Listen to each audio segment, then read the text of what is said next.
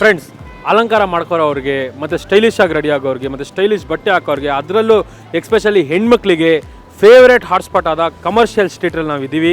ಇಲ್ಲಿನ ಜನಗಳು ಏನು ಹೇಳ್ತಾರೋ, ಅವ್ರ ಅಭಿಪ್ರಾಯ ಏನಿದೆಯೋ ಕೇಳಿಸ್ಕೊಳ್ಳೋಣ ಬನ್ನಿ.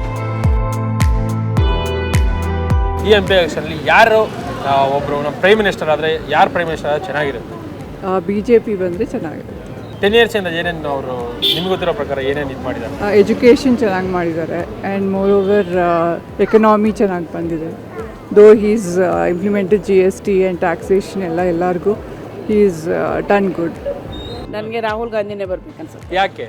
ತುಂಬ ಒಳ್ಳೆ ಮುಂದೆ ಆಗ್ಬೋದು ಎಲ್ಲ ಚೆನ್ನಾಗಿ ಅಂತ. ಮೋದಿ ಅವ್ರ ಕಡೆಯಿಂದ ಏನಾದರೂ ಬಂದಿದೆಯಾ ನಿಮಗೆ? ಏನೂ ಬಂದಿಲ್ಲ. ಅಲ್ಲ, ಇವಾಗ ಕಾಂಗ್ರೆಸ್ ಸರ್ಕಾರ ಇವಾಗ ಗ್ಯಾರಂಟಿಗಳು ಕೊಟ್ಟಿದೆ.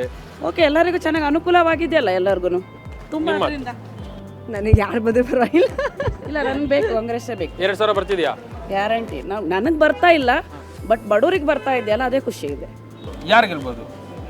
ನೋಡೋಣ. ನಮಗೆ ಕಾಂಗ್ರೆಸ್ ಬಂದರೆ, ಯಾಕಂದರೆ ಎಲ್ಲ ಬಸ್ ಫ್ರೀ ಮಾಡಿದ್ದಾರೆ. ನಿಮಗೆ ಅದು ಯೋಜನಾ 2000 ಬರ್ತಾ ಇದೆ, ಇನ್ನೂ ಮಾಡ್ತಾರೆ ಅಂತ ಇದೆ. ಮೋದಿ ಅವ್ರು ಆಗ್ಬೇಕಾ, ರಾಹುಲ್ ಗಾಂಧಿ ಅವ್ರು ಆಗ್ಬೇಕಾ, ಮಲ್ಲಿಕಾರ್ಜುನ್ ಖರ್ಗೆ ಅವ್ರು ಆಗ್ಬೇಕಾ? ಯಾವಾಗಲೂ 2 ಸತಿ ಗೆದ್ದಿದ್ದಾರೆ. ಚೇಂಜ್ ಮಾಡಿದ್ರೆ ಅವರು ಏನು ಮಾಡ್ತಾರೆ, ತಿರ್ಗಾ ನಾವು ಬೇರೆ ಥರ ಏನು ಮಾಡಬೇಕು ಅಂತ ಮಾಡ್ತಾರೆ.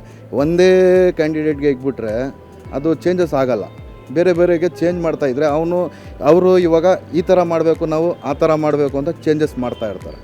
ಇವಾಗ ಕಾಂಗ್ರೆಸ್ ಸರ್ಕಾರ ನೋಡಿ ಫ್ರೀ ಬಸ್ ಕೊಟ್ಟಿದ್ದಾರೆ, ಮತ್ತೆ 2,000 ಮನೆ ಕೊಡ್ತಿದ್ದಾರೆ, ಕರೆಂಟ್ ಬಿಲ್ ಫ್ರೀ ಮಾಡಿದ್ದಾರೆ. ಅದೆಲ್ಲ ಯೂಸ್ ಇಲ್ಲ ಮಾಡೋದು, ನೆಸೆಸಿಟಿ ಇರಲಿಲ್ಲ ಅದೆಲ್ಲ ಮಾಡೋದು. ಅಲ್ಲ, ಅದರಿಂದ ಒಳ್ಳೇದಾಗಿಲ್ವಾ ಜನರಿಗೆ? ಏನಿಲ್ಲ, ಸೋಮಾರಿಗಳಾಗ್ತಾ ಇದ್ದಾರೆ ಎಲ್ಲರೂ. ಮಾಡಬಾರ್ದಿತ್ತು. ಹೌದು. ಬೇರೆ ಏನು ಮಾಡ್ಬೋದಿತ್ತು ನಿಮ್ಮ ಪ್ರಕಾರ? ಜಾಬ್ ಅಪರ್ಚುನಿಟಿನ ಕೊಡಬೇಕಿತ್ತು. ಅದು ಕೊಟ್ಟಿದ್ರೆ ಎಲ್ಲರೂ ಮಾಡಿ ದುಡಿದು ತಿಂತಾ ಇದ್ರು. ಈಗೆಲ್ಲ ಫ್ರೀ ಬಂದರೆ ಯಾರು ದುಡಿಯೋದೇ ಇಲ್ಲ, ಸುಮ್ಮನೆ ಮನೇಲಿ ಕೂತ್ಕೋತಾರೆ. ನೋಡಿ, ನಿಮ್ಮ ಮಗು ಫ್ಯೂಚರ್ ಇವಾಗ ನೆಕ್ಸ್ಟು ಅವ್ರ ಫ್ಯೂಚರ್ನ ದೃಷ್ಟಿಯಲ್ಲಿ ಇಟ್ಕೊಂಡು ಹೇಳಿ, ಯಾರು ಬಂದ್ರೆ ಚೆನ್ನಾಗಿರುತ್ತೆ? ಮೋದಿಜಿ ಮೋದಿಜಿ ಮೋದಿಜಿ.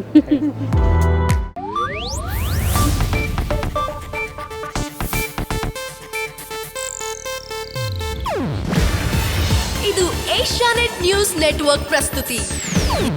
ನೀವು ನೋಡ್ತಿದ್ದೀರಾ ಏಷ್ಯಾನೆಟ್ ಸುವರ್ಣ ನ್ಯೂಸ್.